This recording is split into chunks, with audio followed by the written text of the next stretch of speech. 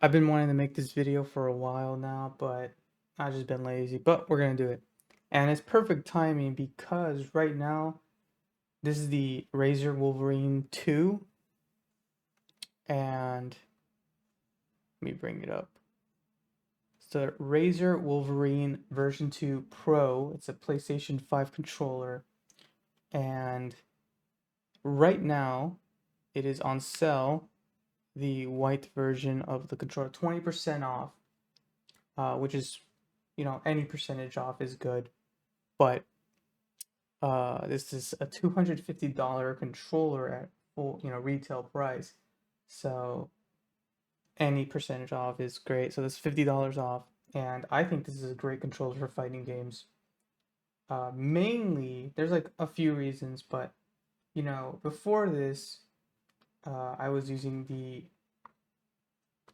Xbox Elite, and you see there's some wear and tear, but I like the D-pad. I was used to this, and you could change it, but I had to get used to this new D-pad right here, which is nice. You could, I don't know if you're gonna be able to hear that, and then the buttons feel great. I don't really like using this controller for shooters. I mainly use this for fighting games, and yeah, so I had to switch over because this didn't work with PlayStation 5 at the moment. And my biggest issue, Street Fighter 6 has a lot of macros you can use, and I didn't have enough buttons to uh use the macros. So I was like, man, I really need more buttons, and I didn't want to use the paddles in the back. I'm not a big fan of the paddles on any controller. So I think I was looking for a new pad, and I got I forget the company that has these other controllers. It's a purple one. But that one, the issue I had with the other one is the paddles were in the way of my grip. So when I hold this pad, right, the paddles would be in the way, and I would have to hold it in a weird way, and it was just so uncomfortable to play.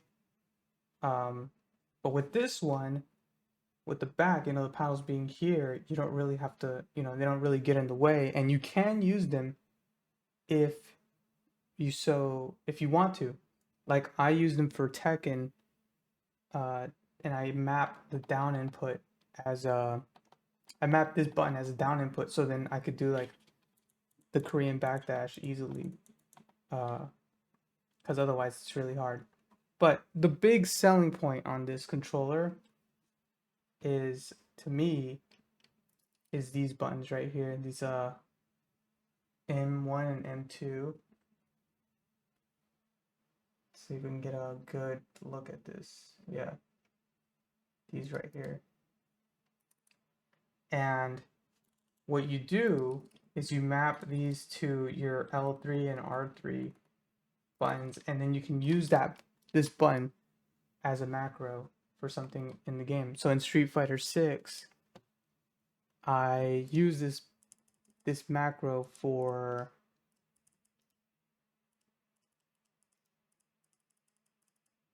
what do I use this for? Yeah, I use this for drive impact.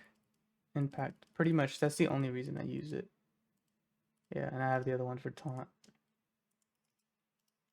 So this button right here is my drive impact. And that's really useful because like when you need to react and I used to do the two bumpers or the heavy buttons, but I would have issues where I would push one, I wouldn't be able to push them at the same time, so I wouldn't get DI. But with that macro, just one button, and you're already here with your finger ready to push it, right? You're already gonna have it on the trigger and bumper. So just a little bit of movement and you're ready to DI back. Um, I don't know what you could use this for. Parry macro, whatever you want, honestly. And yeah, I think this is a good pad. You should check it out if you are looking for a pad. My recommendation. I do own two versions because after like 2 years, this D-pad. So here's my old one. It's a little gross, but it's the D-pad has gotten to the point where it's like not registering down back at times. It's like registering back and not down. But that was after 2 years. So I bought a new one. Um, and I'm gonna use this one when I go and play in tournament or whatever, and this one will just be for online. And what else? Yeah, like you use the app to change the buttons on this. There's like it comes with an app and you connect it, and there you can assign which buttons go for here and which buttons go for here and which buttons go for here. So, and you can assign like another button, one of these buttons to back here if you really wanted to, but I don't think that's really, for me it's not, I don't see a use for it. But like I said, you can map down for Tekken, Korean backdash, easier. And yeah, I think mainly this controller is worth it because it feels good.